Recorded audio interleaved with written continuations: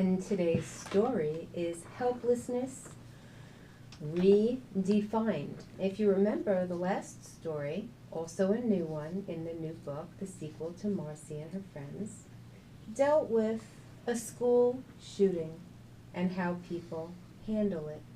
So let's see what happened in Marcy's household.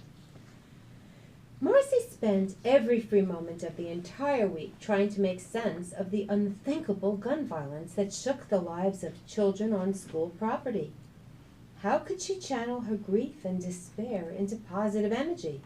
The task seemed impossible. Could she or her family do anything at all to help the community after the tragic carnage at Hope's school? The shooting was just 2 miles away from her own school. Marcy searched for some sort of logic, but it seemed there was none. Nothing made any sense at all. Then, Marcy began to wonder about something she read in a book that she had to review for a health and wellness assignment. Excuse me.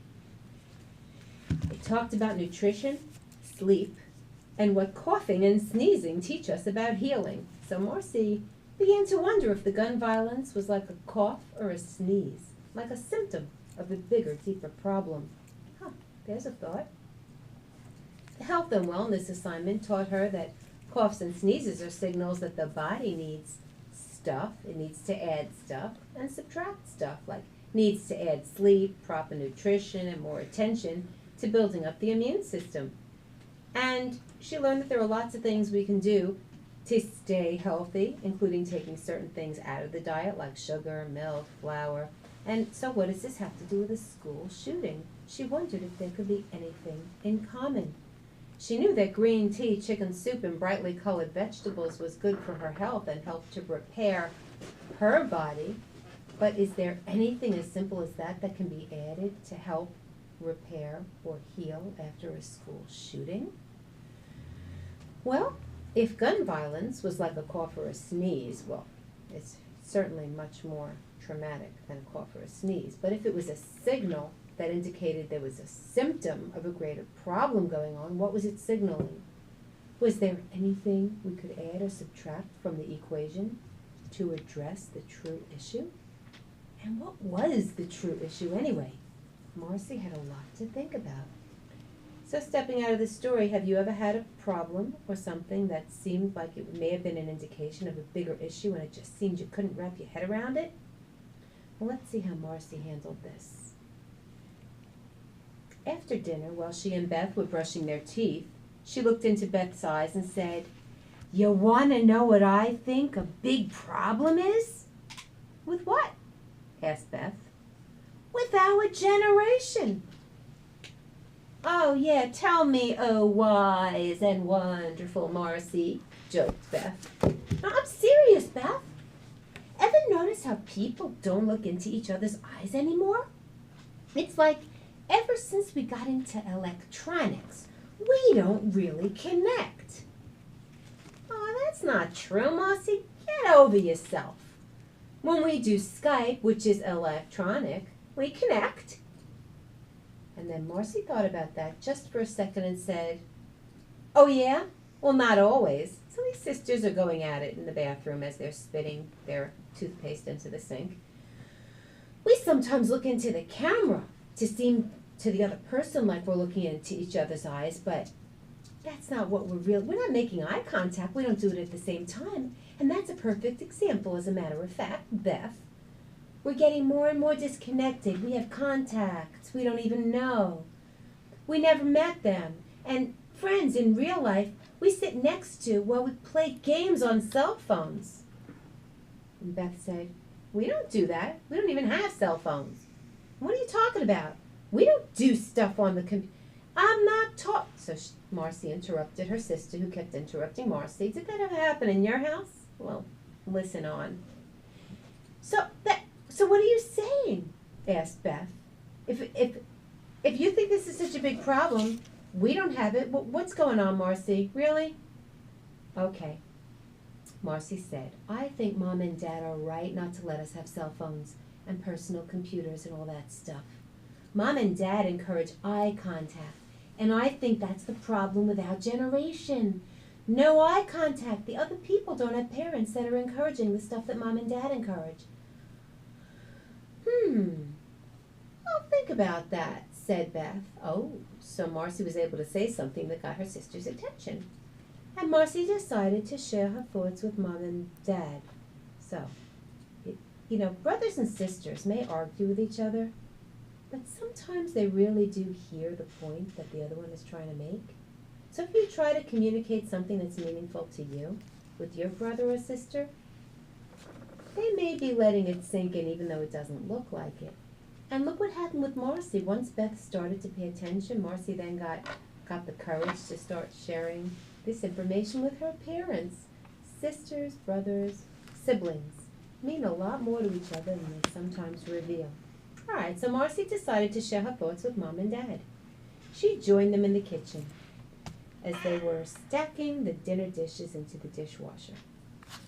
Guys, I've been thinking about the importance of eye contact, and I think that we're all getting disconnected. And that's why people find it so easy to ignore each other and even kill each other. That's a pretty big leap.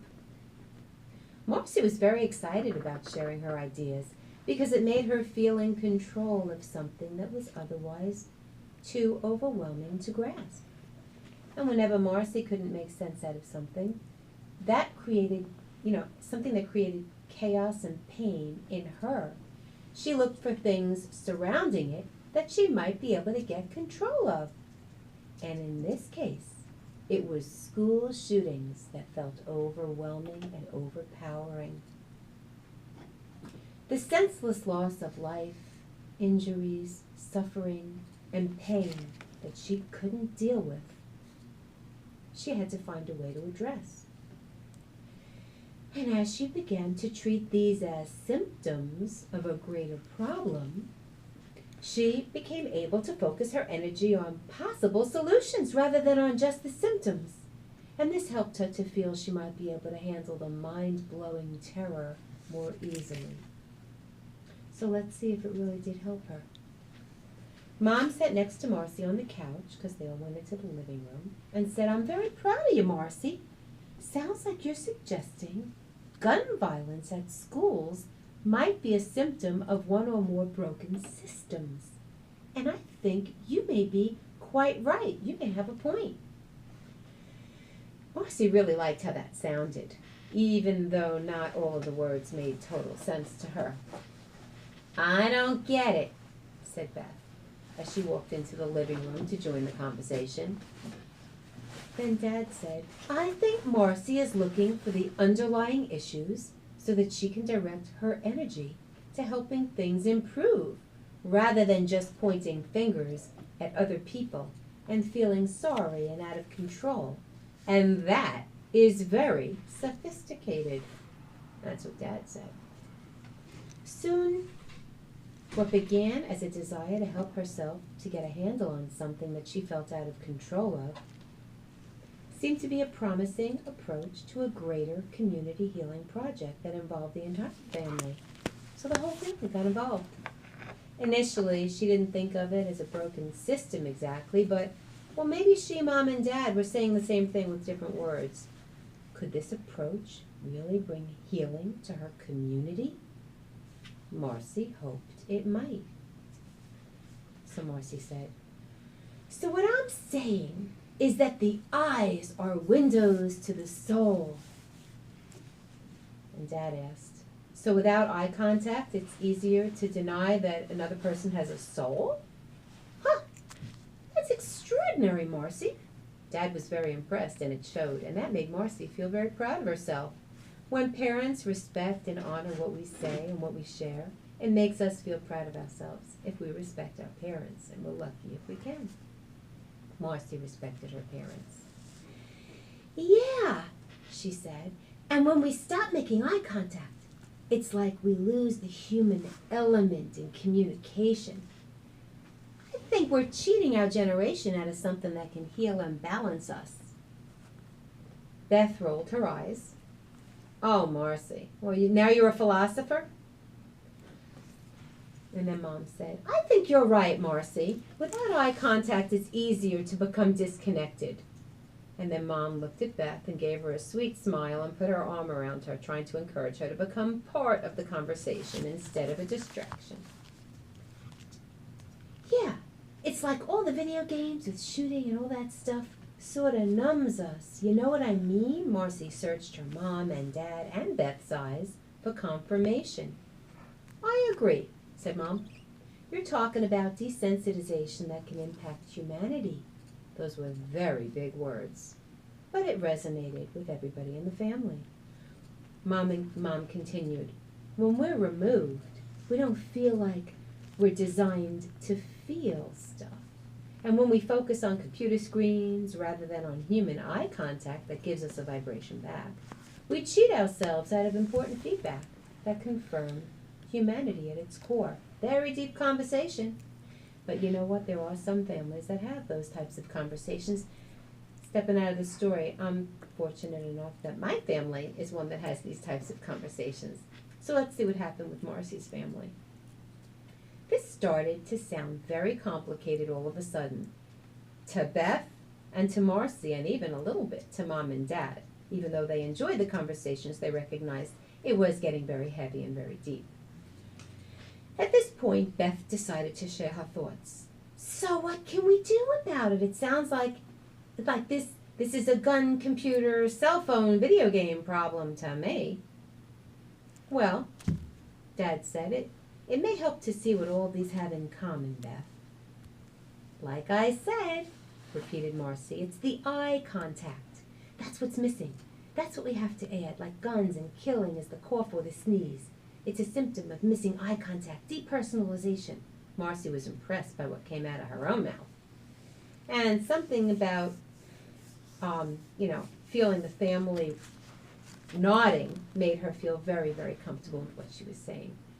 It's kind of like our spirit needs more sleep, but sleep in a way that heals. Exactly. Okay. So Dad said, I think that's a great point, Marcy. And you all have something to think about, but how can we make rules about getting people to have more eye contact? It just doesn't make any sense. Well, said Marcy, there are parental controls on computers.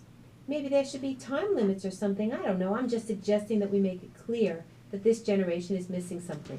So stepping outside of the story. Yes, it's a heavy conversation.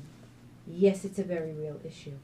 But when we start having talks and discussions and sharing of feelings about fears, thoughts, ideas, and concerns, particularly about something as serious as gun violence in schools, we may be able to come to some resolution, at least within our own selves, because people are losing sleep over this issue.